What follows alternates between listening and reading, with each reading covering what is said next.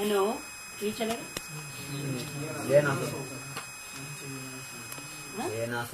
हाँ, ये नासो ज्ञापित जानाति आत्मानमेव हम ब्रह्मास्मि शास्त्रष्टाम प्राप्नोति न द्वैत दर्शनीति।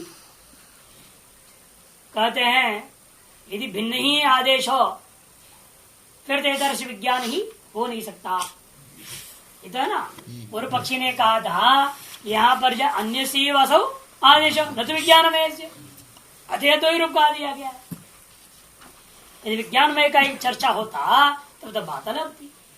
तब उसका खंडन करते हुए नहीं पहले तो छठे अध्याय के साथ जोड़ दिया मैंने। यहाँ उपनिषद की चौथे अध्याय के साथ वहां पर उपक्रम समारा देखने से लगता है। तदनुसार यहाँ पर भी देख लीजिएगा ये न संज्ञापित। यदि भिन्न तत्व का ज्ञापन करा दिए होते,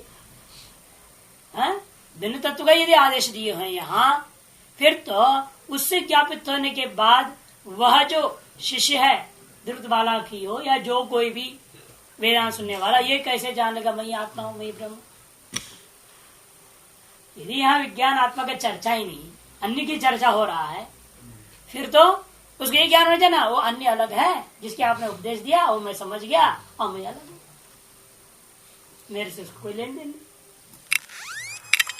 लेकिन ऐसा होता नहीं ना। ये ना असौ ज्ञापितो जानाति, जिसलिए असौ ज्ञापित चेत जानाति किन जानाति आत्मानमेव अहम ब्रह्मास्मि, ऐसा अनुभव करता है व्यक्ति। इसका मतलब जो यहाँ ब्रह्म उपदेश हो रहा है उससे भिन्न कोई विज्ञान नाम का अलग राशि नहीं है। विज्ञान में राशि कोई पृथक रूपवान राशि या रूप राशि कोटि में आप नहीं कर सकते। जिसलिए इसी का ज्ञान होने के पश्चात, इसी ब्रह्म तत्व का ज्ञापन कराने के बाद में असौ ज्ञापित है ना, असौ ब्रह्म ज्ञापित चेत जानाति, और अनुभव करके कहता है वो आत्मा नहीं अहम ब्रह्मास्मि। अपने आप को विज्ञान में आत्मा को, आत्मा मैंने विज्ञान आत्मा को ही कहता है अहम ब्रह्मास्मि। अर्थ विज्ञान आत्मा और ब्रह्म क्या है, अभिन्न हो गया, तो भिन्न राशि है ही नहीं वो। इसलिए ब्रह्मोपदेश का मतलब यहाँ विज्ञान में का उपदेश ही हुआ। शास्त्र निष्ठांच प्राप्त होती, इतना ही नहीं शास्त्र निष्ठा को भी वो प्राप्त कर लेता है। शास्त्र निष्ठा का मतलब क्या स्पष्ट करते हैं, शास्त्र प्रतिपाद्याम स्वरूपावस्थिति, शास्त्र के द्वारा प्रतिपाद्य जो स्वरूपावस्थिति है वो भी वो प्राप्त कर लेता है। न विवेद कुतश्चन और न विवेद कुतश्चन इत्यादि प्रमाण भी विद्यमान है। प्रतिज्ञाया अर्थवत्तम अथा पुनः अन्यो विज्ञानमय अन्यो नेति नेति व्यपदिश्यते। यदि मान लीजिए आपके कहे अनुसार हम चले, हाँ ये विज्ञान में अलग है और उसे भिन्न ब्रह्म को नेति नेति से उपदेश किया गया है, तदा तब जो अनुभव उपदेश को प्राप्त किया व्यक्ति अपना अनुभव को कैसे वर्णन करेगा, वो कहेगा अदो ब्रह्म अन्य अन्यो अहम। वो जो ब्रह्म है ना वो अलग है, पता नहीं होगा सात आसमान के ऊपर कहीं पड़ा होगा और मैं वो अलग हूं, ऐसा बोलना चाहिए ना आदमी को। यदि आदेश में ब्रह्म जो समझाया जा रहा है वो विज्ञान से भिन्न तत्व को समझाया गया हो, तब तो व्यक्ति को क्या बोलना चाहिए, वो अधः ब्रह्म अन्य भवति और अन्यो अहम अस्मि, ऐसा बोल देना चाहिए।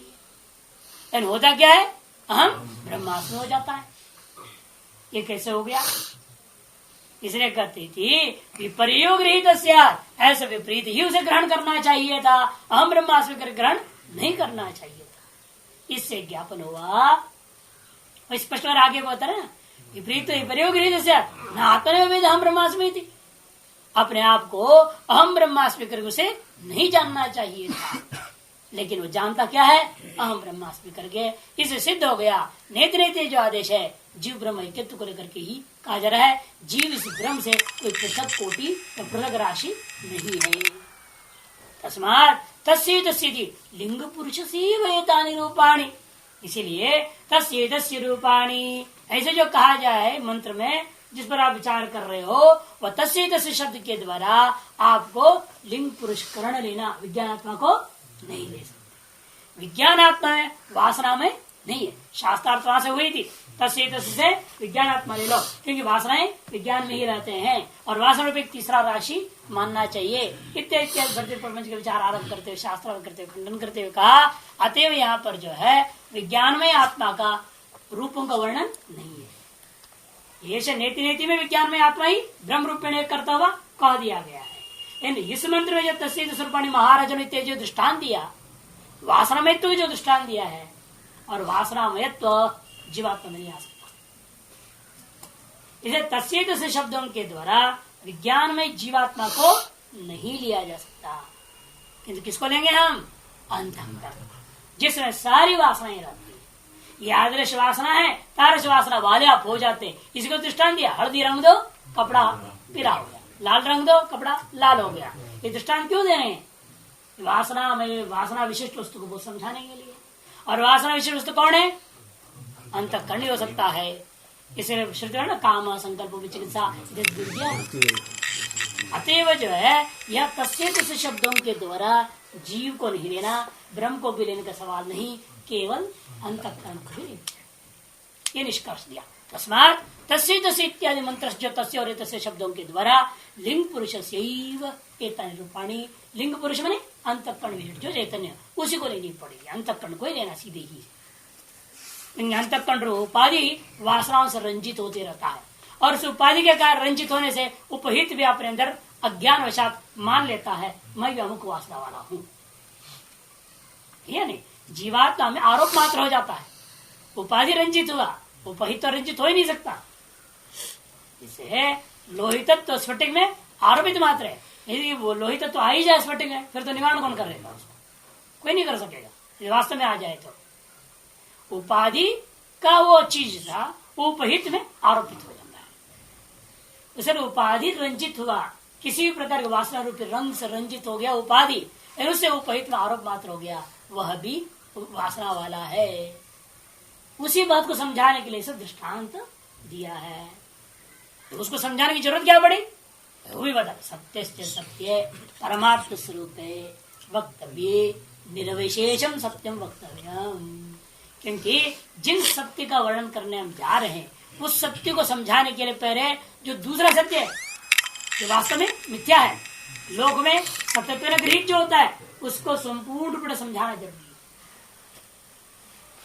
वहां विभाग को समझाना पड़ेगा, क्योंकि हमने ब्रह्म को समझाना है, और ब्रह्म को बताने के लिए हमें यह भी बताना है वह ब्रह्म जीव से भिन्न नहीं। अतएव जीव ब्रह्म एक होने से वो तो सत्यम शब्द वाच्य हो गया, लेकिन सत्य जो षष्ठ्यंत है, जिनका सत्य रूप जीव ब्रह्म ऐक्यत्व है, उसको हमने कल मान लो पंचभूतात्मक है, मूर्तामूर्त है, इतने गण से नहीं चलेगा। क्योंकि मूर्त और मूर्त दोनों ही वासना नहीं है। मूर्तामूर्त संसार भोग से जन्य वासना है, और वो वासना कहाँ है, इसको जब तक नहीं समझाओगे आप, असत्य सत्यम का ग्रहण नहीं कर सकते। क्योंकि वासना ही तो बाधक है जीव ब्रह्म की अनुभूति में। मूर्तामूर्त बाधक थोड़ी है। ये जगत हमारे लिए बाधक नहीं है। जगत जो है जीव ब्रह्म के मुक्ति में बाधक नहीं होता। बाधक केवल आपके अंदर भरा पड़ा अपनी वासना है। इसलिए जब तक उस वासना को हम समझाएंगे नहीं, और वो वासना कहाँ रहता है नहीं बताएंगे, क्योंकि वासना के बारे में भ्रांति है। अभी बता न्यायिक वगैरह का पक्ष बता दिया। कोई कहता है आत्मा ही वासना में ही है, जीवात्मा ही वासना में कह दिया। किसी ने वासना रूपी गुण जो है संस्कार नाम से आत्मा में रहता है कहता है, कोई कुछ व्याख्या कर रहा है। इसीलिए उस सत्य से सत्यम को जाने षष्ठ्यंत जो सत्य शब्द वाच्य तत्व है, उनको पूर्ण रूप में जब तक नहीं समझेंगे, उन वासनाओं का क्षय करना संभव नहीं है। उसे मिथ्यात्व दृढ़ करना संभव नहीं हो पाएगा। इसलिए कह रहे हैं सत्य सत्य परमात्म स्वरूप वक्तव्य।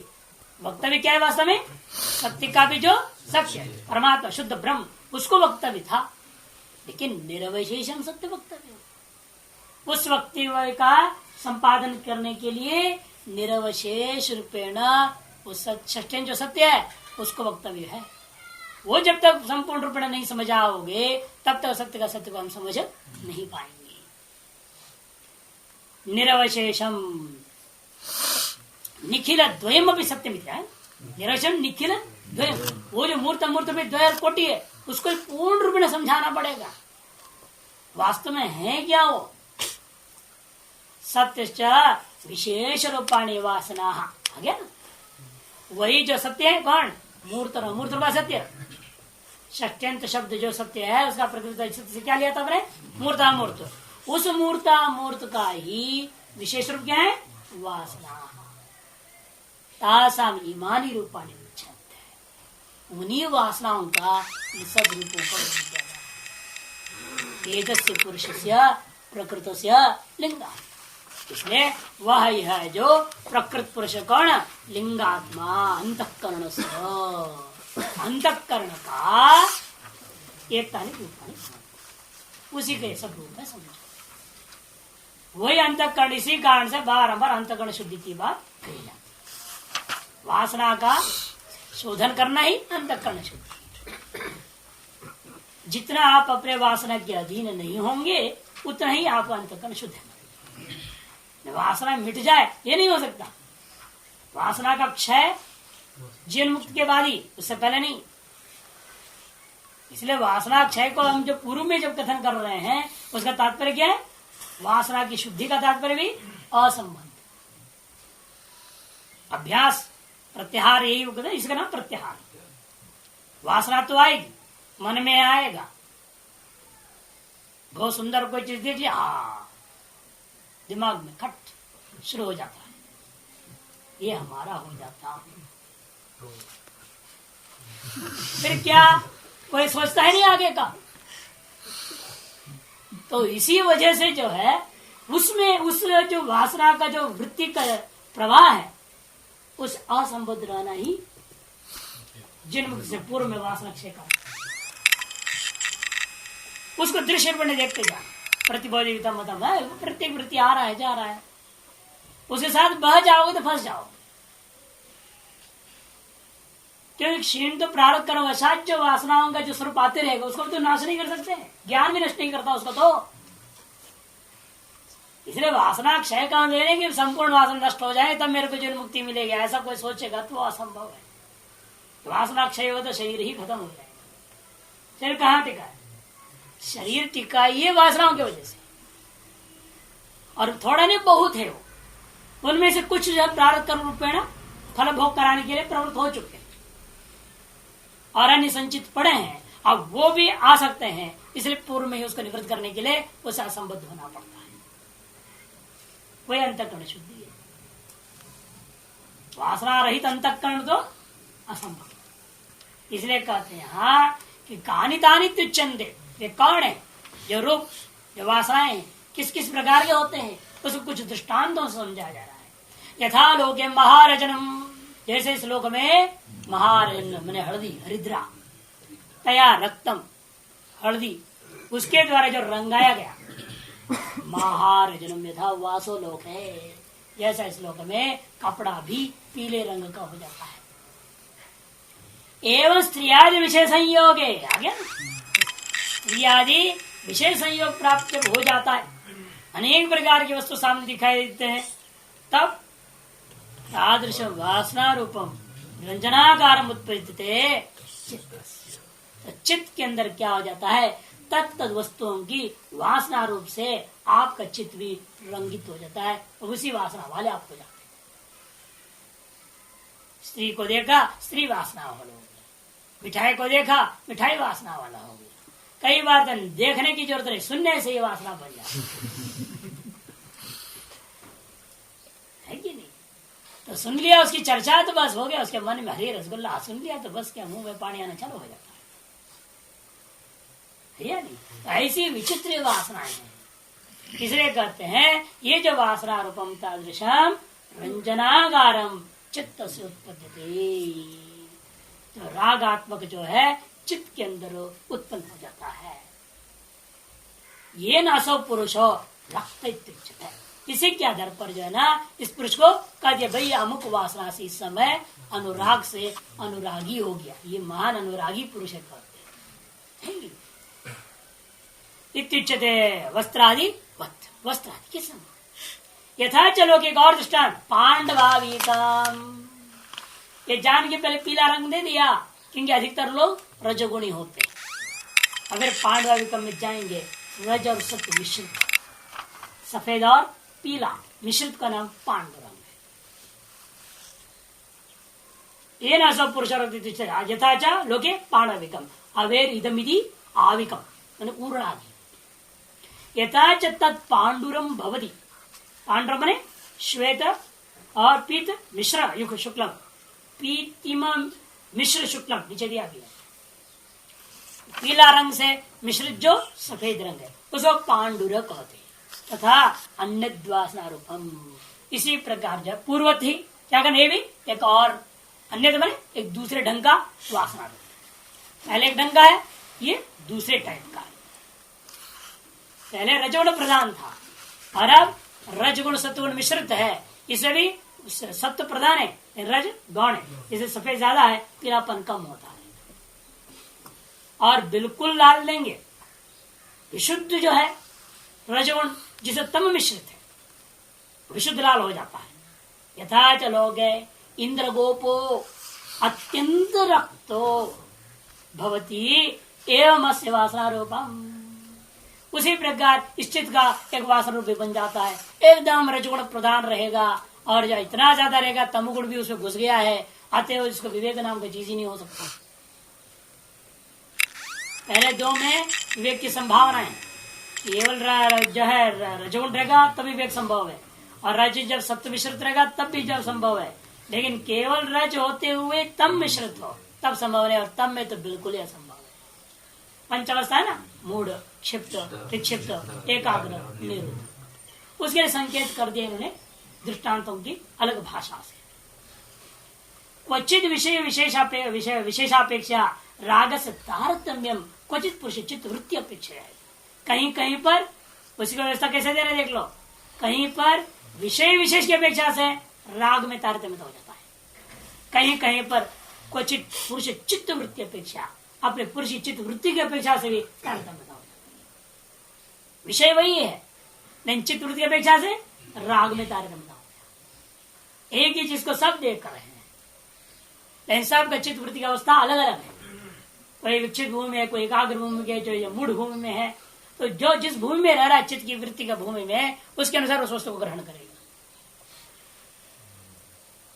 और कभी कभी विषय तारतम्यता का कारण बनेगा। अतः वृत्ति और विषय यही राग की तारतम्यता का कारण है। आपकी अपनी अवस्था क्या है और विषय कैसा है सामने, उसके ऊपर निर्भर है सारा। जैसे कोई भी आवे बिल्कुल उसका वैराग्य बिल्कुल मजबूत है, ठीक रहता, पूरा देश भ्रमण किया कुछ भी नहीं, ठीक ठाक। एक विदेशी आ गई, सारा काम खराब, विषय विशेष आ गया ना, और था किस जन्म का सम्मान, अब आ गई तो उसके साथ चला, हो गया खत्म। और कई चित्त वृत्ति का स्थिति बनती है ऐसे, विषय जो है ना उसको डमाडोल नहीं कर पाता, वृत्ति के कारण से डमाडोल, उसकी खुद की अवस्था जो है साधना में गड़बड़ी। इसे क्षुद्र विषय भी क्या कर देगा, उसको विचलित कर सकता। कोई नहीं विशिष्ट विषय आना कोई जरूरी नहीं, क्षुद्र विषय भी विचलित कर सकता। इसलिए कहते हैं किसी किसी के मामले में विषय विशेष की अपेक्षा से राग की तारतम्यता होती है, किसी किसी के मामले में तो पुरुष की चित्त वृत्ति की अपेक्षा से राग में तारतम्यता देखने को मिलता है। जैसे आप लोग में भी देख लीजिए ना, कपड़ा है, कपड़े की क्वालिटी के ऊपर है रंग चढ़ना, और कई बार रंग की क्वालिटी के ऊपर है, कपड़ा जैसा भी हो, रंग इतना बढ़िया है, सुपर क्वालिटी का रंग, वो कपड़े को सही ढंग से रंगा देगा। इसे रंग पर भी निर्भर है, कपड़े पर भी निर्भर है, कितना उसमें वास्तविक रंग चढ़ता है, कपड़े का क्वालिटी और रंग की क्वालिटी, उसके तो उनकी गुणवत्ताओं के ऊपर निर्भर होता है वो कैसे रंग पकड़ रहा है। उसी तरह यहाँ पर एक तरफा गाड़ी नहीं है, विषय और वृत्ति की अवस्था दोनों के ऊपर निर्भर है, आप कितने रागी हो पाते हैं किस विषय को लेकर के। यथा चलो के अग्नि अर्चर भास्वरम भवती तथा क्वचित कसिचित वासना रूपम भवती। जैसे देख लो अग्नि की अर्चियां हैं एकदम भास्वर है, उसी प्रकार किसी किसी की तो वासना इतना साफ रहता है कि हमेशा शास्त्र वासना बना, कहीं भी जाए शास्त्र चर्चा, लौकिक चर्चा न सुनना चाहता है, न सुनता है, न सुनाता है। ये छोटे महाराज जी थे, अब जो भी आ जाए महादेव महादेव, जब संसार का शुरू कर दे महादेव महादेव, थोड़ा गीता शुरू और गीता पकड़ा लेते, और बेचारा कहाँ संसार का दुख चल रहा है और करे गीता पढ़ो, सब सही हो जाएगा। महादेव अब गीता पढ़िए। अब देखते हैं सर गीता पढ़ ही नहीं सकता, संस्कृत कुछ नहीं जानता, बिल्कुल जो है महामूढ़ आ रखा है और अपना गान के लोग करेगा नहीं, तो क्या करें, कोई दूसरे इधर बैठे रहते हैं ना, तो आप स्तोत्र सुनाइए, महिमा याद कर रहे हैं ना, आप जान के बोलेंगे, पता है इसको रटा हुआ है सब कुछ है, सुना तो आप महिमा याद कर रहे हैं ना, कितना याद है बताइए, सुनाइए, कितना शुद्ध उच्चारण करते हैं।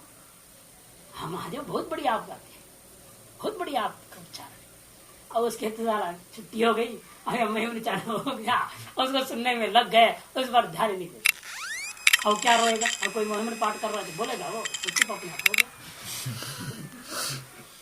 तरीका है, महापुरुषों की युक्ति है। थोड़ा जानकार है संस्कृत पढ़ना, उसको तो गीता पकड़ा दे सीधे।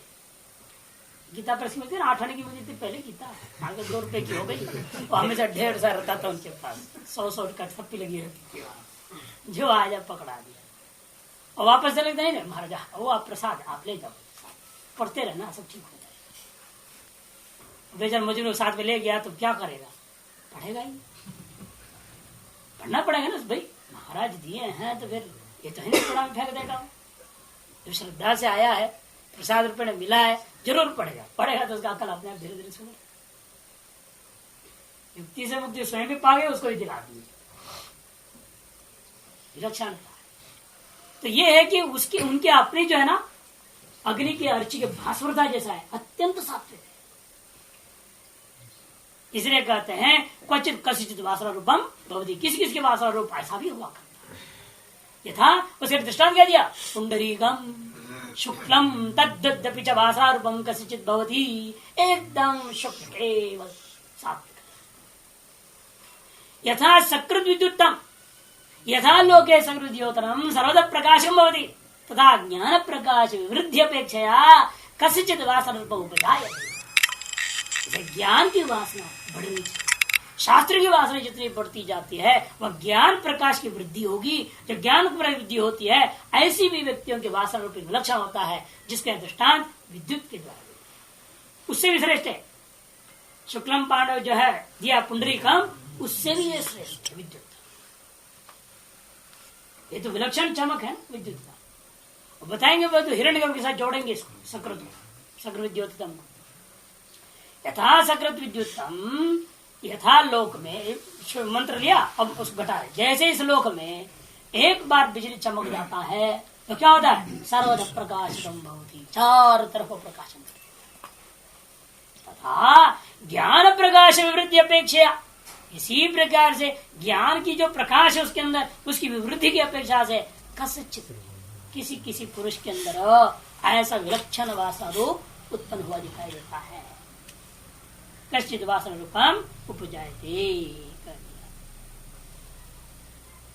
नीचे इसलिए वार्तिक देखो संग्रह कर दिया उसी को, राजसः क्वचित उद्रेक तमसः क्वचिदिष्यते सत्वस्यापि तथोत्कर्ष कुतश्चिदुपजायते। कहीं पर रजत प्रदान है, कहीं तमः प्रदान मिलेगा, कहीं सत्व प्रदान मिलेगा, उनमें भी तारतम्यता होती है, सत्व प्रदान में भी तारतम्य। उसको जान के दो दृष्टांत है ना, कुंडलीकम और विद्युत, ये जान के दिया क्या कि प्रत्येक में तारतम्य ऐसे समझ लेना। जैसे सत्व में तारतम्यता दी गई, उसी प्रकार सभी अवस्थाओं की तारतम्यता।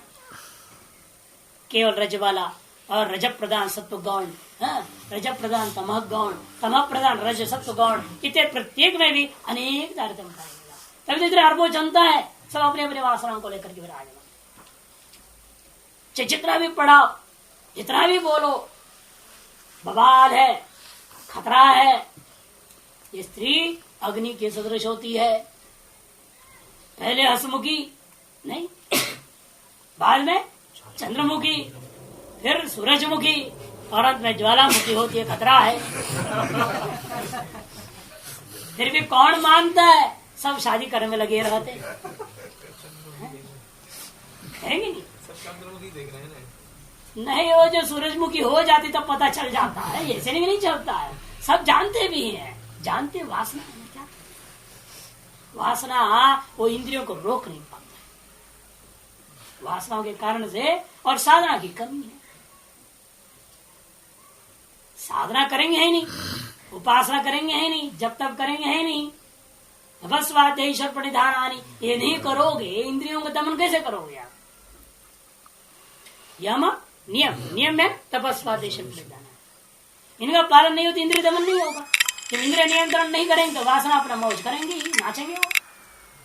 जहां वासना नाचेंगे तो आदमी भाग जाएगा, भागेगा उसका पीछे, विषय का पीछे। इसीलिए जिसकी साधना में उपासना में कमजोरी है वो बाद में सारा वेदांत पढ़ने के बाद महाग्रस्ती हो जाता है। महंत मंडलेश्वर सब बन गए, फिर भी अपना उत्तराधिकारी पैदा करने में लगे रहते हैं।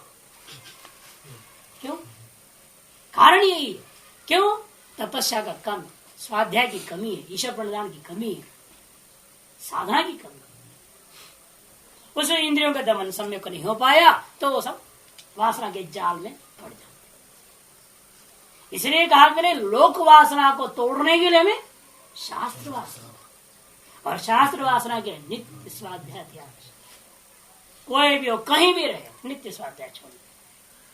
यदि आप 1 घंटा भी नित्य स्वाध्याय करते रहो, वो भी स्वाध्याय प्रवचन करने के लिए नहीं। लोग कर रहे हैं, स्वाध्याय करते हैं, लेकिन क्यों? वो इसलिए कि आज शाम में जो बोलना उसकी तैयारी की, स्वार्थ अपने लिए स्वाध्याय, अपने लिए स्वाध्याय 1 घंटा, और दुनिया के लिए कथन करने के लिए स्वाध्याय अलग से करो। प्रवचन की तैयारी अलग से 4-6 घंटा लगा लो, कोई बात नहीं, लेकिन अपने लिए 1 घंटा भी लगा दोगे, 6 घंटा संसार के लिए तुम दे रहे हो ना, तो भी बच सकते। ऐसे ग्रंथ को चयन करना चाहिए, जैसे गीता हुआ, और वैराग्य को देने वाले जैसे योग वासिष्ठ हुआ है ना, वैराग्य शतक हुआ। इन ग्रंथों को चिंतन के साथ, यानी कि पढ़ लिया, हाँ 1 घंटा पढ़ना पढ़ लिया, पारायण पारायण, वो पारायण से फायदा नहीं है ना। तज्जपस अर्थ भावना, इसके अर्थ की गहराई पे जाओ, क्यों बोल रहे, क्या है इसका रहस्य, क्या है। हर एक मंत्र एक दिन में विचार नहीं हो सकता, कोई बात नहीं, उस मंत्र के 1 पादे विचार करो तो ये बहुत, लेकिन जाए तो सही गहराई तक, तभी शास्त्र वासना अपने अवलोक वासना कट। इसलिए इनका कहना है कि ज्ञान प्रकाश वृत्ति अपेक्षा कस्यचित् वासना रूपम उपजायते, नैषाम वासना रूपाणाम आदिरंत मध्यम संख्या व देश कालो वा। यहाँ पे 6 दृष्टांत दी गई है, इसका मतलब 6 ही वासना होती होगी संसार में। कोई कह सकता है अरे श्रुति ने तो 6 दृष्टांत दिया, अतएव 6 ही प्रकार की वासना होती है, 6 दिन में हम खत्म कर देंगे, नहीं मुक्ति हो जाएगी मेरी, ऐसा कोई सोचे तो भाष्यकार सतर्क कर देते हैं, भाई वासना रूपाणाम आदिरंत मध्यम संख्या व देश कालो निमित्तम व नावधार्य तुम शक्यते है। कोई भी व्यक्ति संसार में निश्चय नहीं कर सकता वासना कितनी है, वो शुरू कहाँ से हो रही है, अंत कहाँ है इसका, मध्य क्या है, कितनी संख्या, वो कौन सी देश कौन सी वासना जगेगी, किस काल में क्या है, कैसे अटैक करेगी, इसके निमित्त क्या क्या हो सकते हैं, कोई नहीं जान पाता। इसे नित्य अभ्यास की अपेक्षा है। असंख्यत्वात् वासनाया वासना हेतुरांच अनंत्या, वासना भी असंख्य है, और वासना के कारण जो मूर्तामूर्त संसार भी अनंत है। अनंत्यादि शिवानंद महाराज कहते थे, तो एक उनका चेहरा था, भारतीय था, पटना का बिहारी, तो वो अपनी बढ़िया सुंदर पत्नी थी, 2 बच्चे थे, सब छोड़ छाड़ करके इधर आए, बड़ा विरक्त, एक लंगोटी पे रहना, गुरुजी ने 2 वस्त्र दिया तो एक ही वस्त्र बांधता था, दूसरे को इतना विरक्त। एक आई अमेरिका से, भारत शिवाजी महाराज के पास, तो देश में घूमते तो बहुत आते थे वहां। तो महाराज जी ने उसका नाम जो है ललिता रख दिया। ललिता वो बहुत मांगी, भाई हमको एक आध्यात्मिक नाम दे दो, हिंदू नाम दे दो। चलो भाई तुम्हारा नाम ललिता। अब ललिता देवी जी अपना लगी आश्रम सेवा में। आश्रम रह रही जब तक वो, तो बुद्धि उन लोग ऐसे बड़ा सेवा करते हैं भाव से। आजकल भी हो रहते हैं, बहुत सारे सेवा करते रहते हैं। अब ये महाराज जो है ये भी थे, तो ये भी सेवा में लगे हुए हैं, प्रिंटिंग प्रेस में भी कुछ नहीं। अब अचानक एक दूसरे का देखना हुआ रसोई घर में, भोजनालय भोजन वोजन पा रहे हैं, अपने आमने सामने कभी बैठा बैठ गए, देख लिया। देखने के बाद पता नहीं जन जन्मांतर कोई संस्कार जागृत हो गए। उससे भी सुंदर पत्नी थी वो, उसे छोड़ा है और इसको पकड़ने से चेचक के दाग है, चेचक के दाग है। पता नहीं क्या वासना जगी, आप जो है वो पीछे पड़ गए। नहीं हम तुमसे शादी करेंगे। महाराज जी को पता चला, शिवाजी महाराज बुलाए, कभी तुम क्या करने जा रही हो? इतनी बढ़िया थी वो, तो यहाँ आई थी रोते रोते, और तुमने उसको समझा दिया, हमने भी समझा दिया, और उसकी जीविका के लिए हम लोग कुछ दे दा करके उसको छुट्टी कर दिए, और तुम परम विरक्त रहे, अब तुम क्या बोल रहे हो? कहते नहीं महाराज जी, तो चाहे आप कुछ भी समझाओ, किसी जन्म की है ये, कोई ऋणानुबंध है। बड़ी युक्तियां दिया, उसने तर्क दिया, ये तो हो ही नहीं सकता, ये तो कर्ज चुकानी पड़ेगी मेरे को, ये तो मुक्ति नहीं होगी, ये तो मेरी मुक्ति कैसे होगी? अब महाराज जी ने देखा क्या होता है, कैसे भी समझाओ, मानने को तैयार नहीं। सत्संग में बोल दिए, खुलम खुला भी सब करने के बाद भी वो कहते नहीं। जैसे हुआ ना, हमारे कुल्ले जागरण हो चुकी है आंध्र प्रदेश वाला कुल्ले जागरण हो चुका है, लेकिन क्या करें, बिना शादी का तो अभी मुक्ति नहीं होगा, वो बाधक चाहिए, वो आसरा क्षय करने के लिए मुझे चाहिए बोल रहा। अब क्या बताए ऐसे लोगों को। फिर महाराज जी ने क्या किया, अच्छा ठीक है, दोनों गट बना करके दे जाओ। अमेरिका में, जो फ्लोरिडा में मियामी एक जगह है, बहुत बड़ा आश्रम बनाया, पति पत्नी बच्चा होता सब है। अभी हाँ अभी भी आते, स्वामी ज्योतिर्मय सरस्वती नाम से प्रसिद्ध, उनकी शिष्या कम पत्नी ललिता देवी जी भी अभी भी है, और सारा काम चला। तो ये संसार, ये वासनाओं की इतनी खतरनाक, पता नहीं चलता है कौन सी वासना कब अनंत है, क्योंकि वासना का हेतु जो है विषय अनंत, कौन कब किस रूप में सामने आ जाए। इसलिए महात्मा का ध्यान रखना चाहिए। जो कहानी जिसने कहा था, भाई मरने तक नहीं कहा कि मैं महात्मा हूं, तो मरने के दिन आया तब बोले हाँ अब तक मैं महात्मा थे, निश्चित हुआ, भरोसा नहीं। तथा च वक्ष्यति षष्ठे इदम मयो अधोमया। इसी उपनिषद की चौथे अध्याय आरण्य की छठे के क्रम में आप देखेंगे, वह कहेंगे इदम मया अधोमया।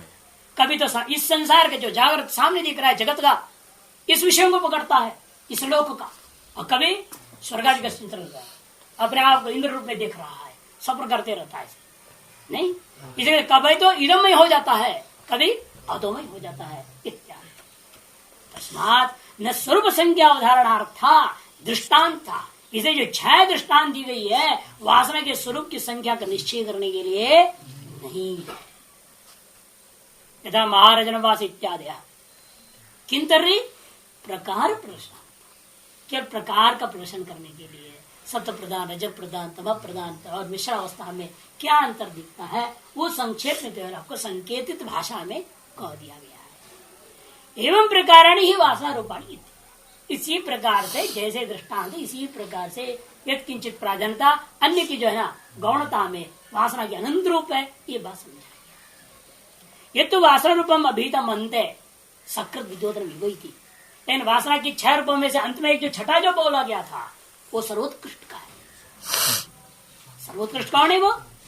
तत्किल हिरण्यगर्भस्य अव्याकृतात् प्रादुर्भवतः तडिद्वत् सकृदेव व्यक्तिर्भवति इति तदीयं वासनारूपं हिरण्यगर्भस्य यो वेद तस्य सकृद्विद्युक्ता इव। इसलिए विद्योतनम जो हो जाए वो हिरण्यगर्भ की वासना का संकेत कर दिया गया उस दृष्टांत से। बिजली के प्रकाश के समान जो कहा जा रहा है स्वच्छता, वो हिरण्यगर्भ की वासना में ही तार सात्विक शुद्धि हो सकती है। अन्य किसी की वासना में उतनी शुद्धि सत्वगुण का नहीं हो सकता। वो सर्वोत्तम है। इसे कहते हैं तत्किला हिरण्यगर्भस्य, वो हिरण्यगर्भ का है। क्यों ऐसा कह रहे हो? कारण है वो अव्याकृत प्रथम काल, प्रथमज, उसमें अभी इतनी कलुषता नहीं आया। जितना कार्य नीचे नीचे जाता है उतनी ही खिचड़ी पकती जा रही है। जैसे दूध को जितना घोटे जाओ उतना ही लाल लाल काला काला।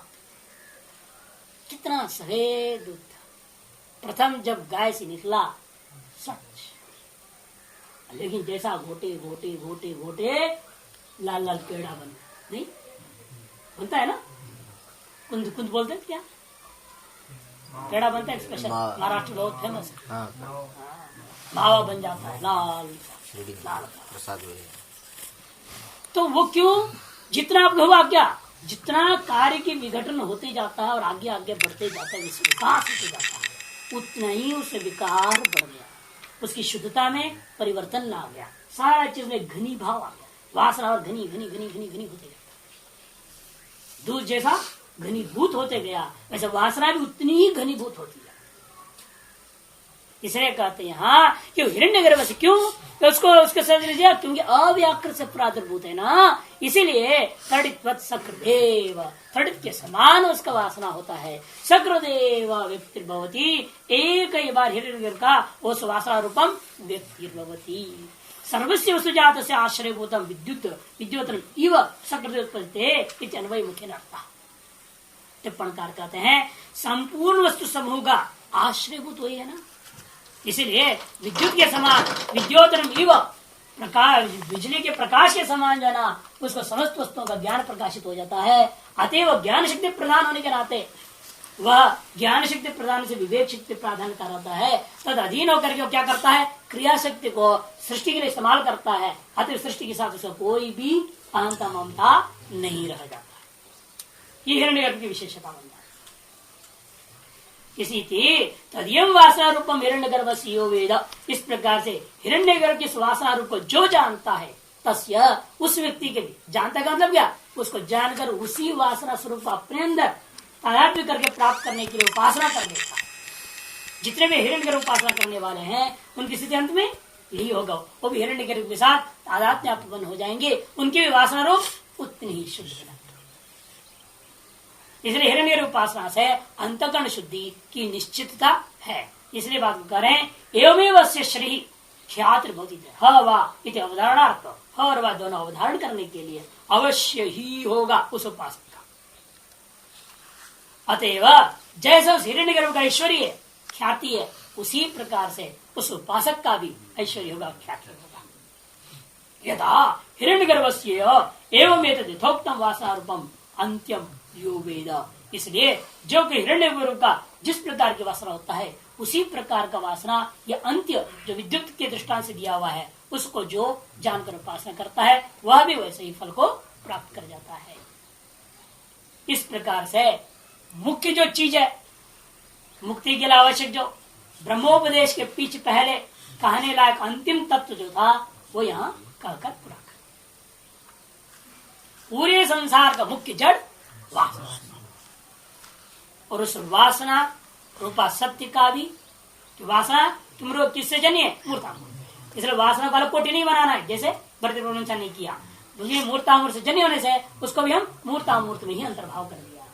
अतः सत्य मूर्तामूर्त अर्थात वासना में अंतःकरण से यत् सत्यम तत् ब्रह्म, सत्य इसे एवं निरवशेषम सत्य से स्वरूपम अवधाय, सत्य का जो स्वरूप है उसको अब जाकर के निरवशेष कथन कर दिया गया। अब यह सत्यम अवोचा में है, और जो पहले प्रत्यय थी अब सत्य का सत्य को कहूंगा थी, तस्यैव स्वरूप अवधारणार्थम ब्रह्मणा इदम आरभ्यते, उसी ब्रह्म का जो प्रथमांत सत्य शब्द वाच्य है उस ब्रह्म का ही स्वरूप को निश्चय करने के लिए अथ आरंभ, अथा तो आदेश नीति नीति अथ मैंने अनंतर सत्य से स्वरूप निर्देश अनंतरम, सत्य का जो स्वरूप निर्देश किया है, कौन से सत्य? मूर्तामूर्त रूपा सत्य, उसके स्वरूप के निर्देश के अनंतर यत् सत्य से सत्यम, जो सत्य का भी सत्य था तदेव अवशिष्यते, उसका उपदेश देना बाकी रह गया। यस्माद् अतः, जिसलिए वही एकमात्र उपदेश देना रह गया है, इसीलिए तस्मात् सत्य से सत्य, यह एक तकार नहीं है, यस्माद् 10 हो गया, यस्माद् दतः, यस्माद् द में अ है, बीच में तकार होनी चाहिए, उसके बाद में आदि सा, यस्माद् अतः, इसी कारण से, उसी अतः की व्याख्या है तस्मात् सत्यस्य यत् सत्यम स्वरूपम तत् निर्दिश्यामः, जो इन समस्त वासना प्रधान मूर्तामूर्त संसार रूपता जो सत्य है, उसका भी जो सत्य रूप है अर्थात जो शुद्ध ब्रह्म है, वो निर्देश्यामः, उसका अब निर्देशन करूंगा। ऐसे भविष्य को लेकर कहा। क्या निर्देश है? वो आदेशो माने निर्देशो, अर्थात उपदेश, कस्य? ब्रह्मणः। कहा पुनर्सो निर्देश इत्युच्यते, निर्देश कौन सा है? तब कहते हैं नेति नीति इति एष निर्देश, नेति नीति, बस यही उपदेश, कुछ नहीं। कथमाभ्याम नेति नीति शब्दाभ्याम सत्य सत्य निर्देशिता, नेति नेति इन शब्दों के द्वारा सत्य का भी सत्य होता ब्रह्म का आप निर्देश कैसे कर चुके हो? इन शब्दों के द्वारा उसकी निर्देश करने की इच्छा है, कैसे हो रही है? कथम निर्दिदीक्षितम इति उच्यते, सर्वोपाधि विशेष सकल उपाधि विशेषों का अपोहन करने के द्वारा, निराकरण करने के द्वारा, है ना, निराकरण निराश के द्वारा ही जो है हम बोध कराना चाहते हैं। यस्मिन् न कश्चित् विशेष अस्ति नाम वा रूपं वा कर्म वा भेद वा जाति वा गुणो वा तद्वारेण ही शब्द प्रवृत्तिर्भवति, न चेषां कश्चित् विशेष ब्रह्मणि अस्ति अतः शब्द प्रवृत्तिरपि भवतुं नाम। अतो न निर्देष्टुं शक्यते इदं तद् इति। और यस्मिन् न कश्चित् विशेष, जिसमें कोई विशेष नहीं है, इसे हम क्या करें? मजबूर है हम नेति नेति बोलने के लिए, क्योंकि शब्द प्रवृत्ति का निमित्त क्या होता है? हमेशा विशेष, और विशेष है ही नहीं था वहां अन्वय मुखेण, विषय मुखे न होते हुए विधि मुख से शब्दों के द्वारा हम ब्रह्म का कैसे निर्देश करें? क्योंकि जिसमें न कश्चित विशेष हो, कोई विशेष नहीं। क्या क्या विशेष होता है? शब्द प्रवृत्ति की जरूरत है, नाम जरूरत है, इसको कोई नाम नहीं, रूप जरूरत है, कर्म, भेद, जाति, गुण, इनमें से एक चीज हो तो वहां शब्द प्रवृत्त हो सकता है, क्योंकि तद्वारेण ही शब्द प्रवृत्ति होती, क्योंकि इन्हीं के माध्यम से शब्द की प्रवृत्ति होती है। नाम, रूप, कर्म, भेद, जाति, गुण, ये 5 में से एक में न हो गए, 6 ले रहे, नाम, रूप, कर्म, भेद, जाति और गुण, 6 ले लिया, तो अन्य 5 गिनते हैं, क्योंकि जो आप नाम, रूप, कर्म अलग कर रहे हैं ना, कर्मादि को नाम के अंतर्गत लेते हैं, नामी के अंतर्गत ले लेते हैं, वो इसलिए 5 की तरफ भी कहने से सब आता है, इसलिए इन्होंने अलग अलग करके वेदांत दृष्टिया कथन कर दिया है। तो 6 ही प्रवृत्ति शब्द प्रवृत्ति का निमित्त है, इन 6 में से एक भी उस ब्रह्म तत्व में नहीं है। न चेषाम अपि कश्चित् विशेषो ब्रह्मणि अस्ति, इनके ऐसा मध्य, इनमें से एक भी विशेष, कश्चित् विशेष नहीं, एक भी विशेष तत्व ब्रह्मणि न अस्ति, अतो न निर्देश शक्यते, उसका विधि मुखेन निर्देश हम नहीं कर सकते। अर्थात इदम तत्, हे देखो यही है ब्रह्म, ऐसे करके हमें दिखा के बोल नहीं सकता। इदम तत्, ये विधि मुख निर्देश का स्वरूप बताया, इदम तत् करके हम उस ब्रह्म को निर्देश नहीं कर सकते। यथा दृष्टांत कहता है गौर असौ, गौर असौ नाम के लिए, गौ स्पंदते कर्म के लिए, गौ शुक्लो गुण के लिए, गौ विषाणी जो है भेद के लिए, गौ यथा लोके, 3-4 लिया, अन्य को भी घटा, जैसे नीचे 4 नंबर टिप्पण में सब बताया। गौर इत्यादि, गौर इत्यादि ना गवि नाम ना, शासनाधिमत रूपेण, रूप क्या है? शासनाधिमत उसका, गोत्व जात्याच शब्द प्रवृत्ति दर्शिता, स्पंदित कर्म प्रयुक्ता, शुक्ल गुण प्रयुक्ता विषाणीत्यनेन च भेद प्रयुक्ता इति द्रष्टव्य। इसे एक ही में सारे चीजें प्रयोग हो जाते हैं।